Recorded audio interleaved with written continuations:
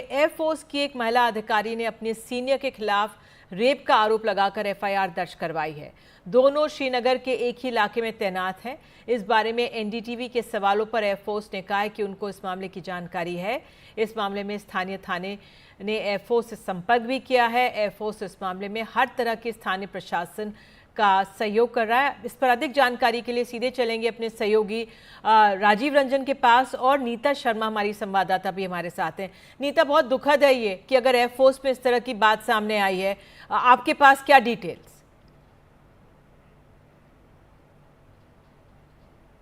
31 दिसंबर 2023 को हुआ था। ये जो महिला है, ये फ्लाइंग ऑफिसर है, इसने सीनियर अपने के अधिकारी के खिलाफ ये आरोप जो है लगाया है।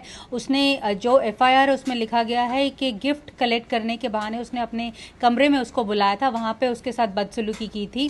बडगाम पुलिस में अब जो केस है धारा 376/2 के तहत जो है केस रजिस्टर भी कर लिया गया है। लेकिन इंसिडेंट के बाद का जो सफ़र था, जो 5-6 महीने उसे लगे एफआईआर करवाने में, वो और ज़्यादा दुखद था। उसका कहना है कि जब वो ये कंप्लेंट रजिस्टर करवाना चाहती थी, अपना मेडिकल एग्जामिनेशन के लिए भी उसको काफ़ी देरी हुई। उसके जो personal communication with other people थे उनको भी स्कैन किया जाता था, और साथ में जो उसे एक कोऑपरेशन मिलना चाहिए था, वो कोऑपरेशन उसे अथॉरिटी से नहीं मिला। लेकिन अब जो है बडगाम में ये केस जो है वो रजिस्टर हो गया है, और साथ में ये जानकारी ये भी मिल रही है कि इंस्पेक्टर रैंक जो हैं वो इस इन्वेस्टिगेशन को, अब क्योंकि ये मामला बहुत सेंसिटिव है, आंतरिक सुरक्षा से भी जुड़ा हुआ है, क्योंकि एयरफोर्स के ऑफिसर्स, 2 ऑफिसर्स हैं, उनके खिलाफ, ऑफिसर के खिलाफ आरोप है, और जो पीड़िता है वो भी एयरफोर्स की ऑफिसर है। तो ये सेंसिटिव मैटर है, इसलिए एक स्पेशल रैंकिंग ऑफिसर्स को भी तैनात किया गया है इस मामले की जांच करने के लिए। निधि, बिल्कुल राजीव, आपसे, क्योंकि हमारे सेना बल में इस तरह की अगर ये बात सामने आई है, बहुत दुखद है। और जिस तरह से नीता बता रही थी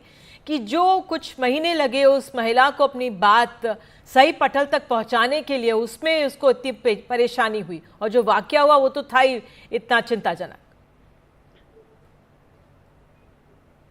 देखिए, बहुत दुखद है, और खासतौर से ऐसी जब घटनाएं वायुसेना के अंदर होती है और इस तरह के जब आरोप लगते हैं तो वायुसेना की छवि को काफी धक्का लगता है। और उससे यह भी लगता है कि वायुसेना के अंदर जो इंटरनल रिहर्सल मैकेनिज्म होता है, यानी जो आंतरिक जांच होती है, उसमें कहीं ना कहीं कमी थी। और महिला जो फ्लाइंग ऑफिसर जो आरोप लगा रही थी, उसके आरोप में जो कार्रवाई होनी चाहिए तो उस वक्त वो नहीं हुआ, और यही वजह को बाहर आके, मतलब सिविल में आके एफआईआर दर्ज कराती है। अगर वायुसेना के अंदर जो आंतरिक जांच हो रही थी और उस जांच का नतीजा कुछ इस तरह का होता कि महिला को संतुष्ट किया जाता, जो उसने आरोप लगाया है, जो उसने बातें कही है, तो वो समझा जा सकता था।